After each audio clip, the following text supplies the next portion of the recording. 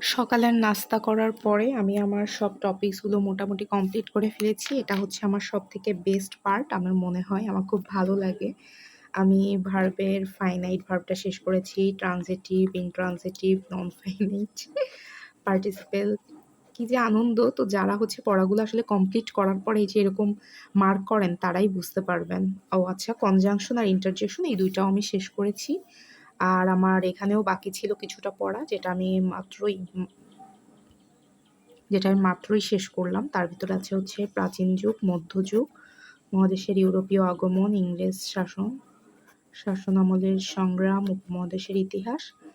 এই তো। তো হচ্ছে সকালের নাস্তা করার পর থেকে আমি একদমই টাইম ওয়েস্ট করিনি। মানে আমার যেহেতু টপিকস পড়া ছিল আর এখানে হচ্ছে আমার মানবদেহ আর শারীরবৃত্তীয় রোগে কারণ ও প্রতিকার এই পর্যন্ত পড়া হয়েছে, বাট ইলেকট্রনিক্সটা বাকি আছে। আমি চেষ্টা করব রান্না করে খাওয়া-দাওয়া করার পরে বিকালের ভিতরে শেষ করার। তো এই ছিল আমার সকালে পড়াশোনা। আসলে মানে সকালে হয় কি ঘুম থেকে উঠে পড়ার এত প্রেশার থাকে ঠিকমতো ভিডিও করা হয় না। তবে আমি চেষ্টা করব এরপর থেকে একটু ডিটেইলসে দেখাতে। কারণ যারা আমার ভিডিও দেখেন বা যারা আমাকে ভালোবাসেন তাদেরকে একটু ডিটেইলস দেখালে তাদেরও আসলে ভালো লাগে। আমি নিজে অনেকের ভিডিও দেখি, আমি অনেকের থেকে ইন্সপায়ার হই। আমার কিন্তু পড়ার প্রতি মোটিভেশন বলেন এটাও অনেক বেশি বেড়ে যায়। তো এখন ঘড়িতে বাজে 11:30। তো মোটামুটি সকালের টার্ম শেষ। এখন আমাকে রান্না করতে হবে। আজকে আমার রান্নার কিছু প্ল্যান আছে। তো আপনাদের সাথে কিচেনে গিয়ে দেখা হচ্ছে। নববর্ষের দিনে আমার বাসায় একদমই পান্তা ইলিশটা হচ্ছে না। যাই হোক। তো এখানে হচ্ছে আমি এত আসলে গরমের এখানে হচ্ছে আমি ট্যাংরা মাছটা ভুনা করছিলাম। এটা কিন্তু অনেক বড় ট্যাংরা। দেখতে পাচ্ছেন? মাথাটাই কত বড়। আর এই যে একটা ট্যাংরা মাছ আমি এখানে ভুনা করে নিয়েছি। আর এই পাশে হচ্ছে গরুর গোস্ত হচ্ছে। তো এটা প্রেশার কুকারে দিয়েছি। তো এই তো রান্না চলছে। এরপর আমি পোলাওটা রান্না করব। একটু বেগুন ভাজি করব। নববর্ষ না করি যেহেতু ছুটির দিন। তো ছুটির দিনে একটু স্পেশাল আইটেম রান্না করছি। তো লেটস সি, সবাই আমার সাথে থাকুন। আমি তো রান্নাটা খারাপ করছি না, খুব ভালোই হয়েছে।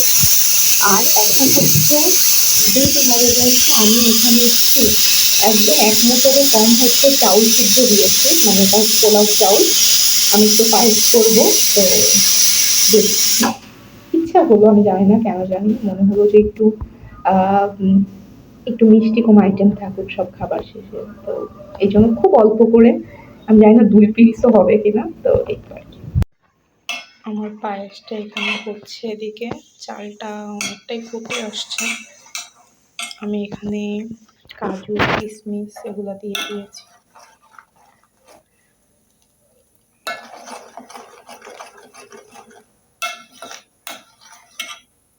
যারা আমার ব্লগটা দেখছেন সবার দাওয়াত থাকলো নববর্ষে আমার বাসায়।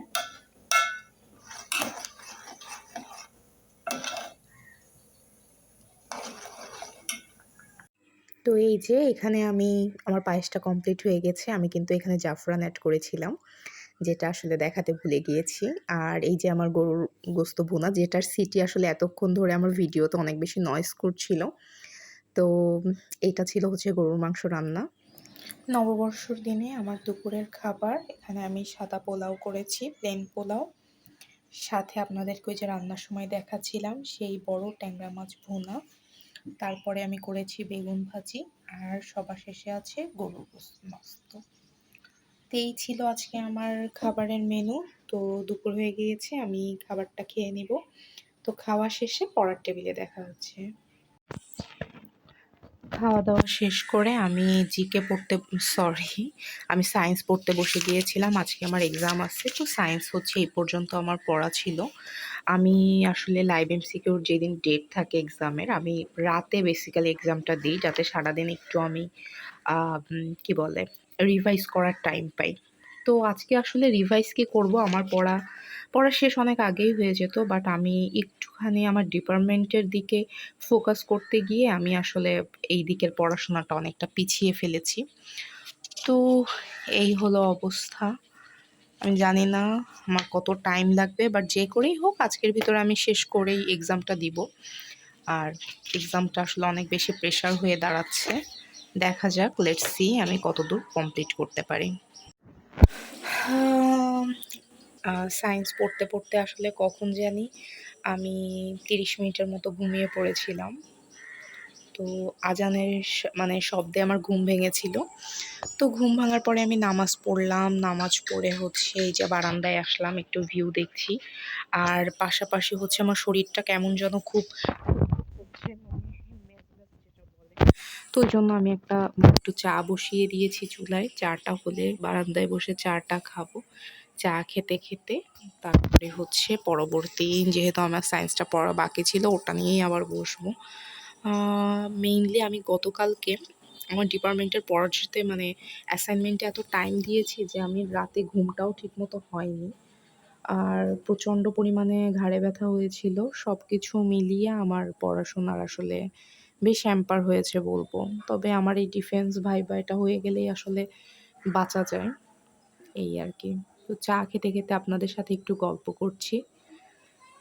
চা চুলায় বসানো, আপনাদেরকে আর কি সব টুকিটাকি সারাদিনের কথা আসলে শেয়ার করি।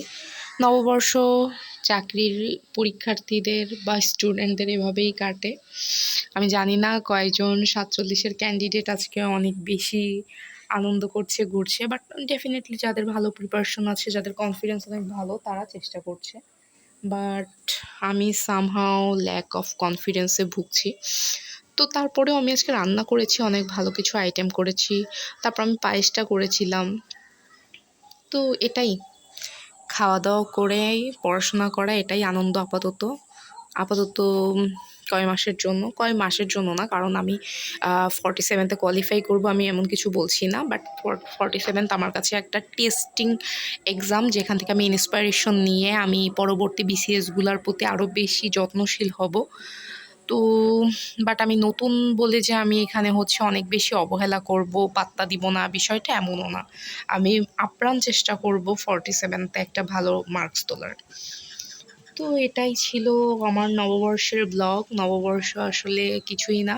সকালে পড়াশোনা করেছিলাম, সকালে পড়াশোনা করে নাস্তা করে তারপর তো এই যে এরকম অবস্থা। তো এই ছিল সারাদিন। ধোয়া ওঠা চা খেতে খেতে বিদায় নিয়ে নিচ্ছি আজকের মতো। তো সবাই ভালো থাকবেন, সুস্থ থাকবেন। চা খাওয়ার পরে আমি আমার বাকি পড়াটুকু কমপ্লিট করে ইনশাল্লাহ আমি রাত 9টার ভিতরে পরীক্ষা দিয়ে ফেলবো। তো যে যেখানেই আছেন ভালো থাকবেন, সুস্থ থাকবেন।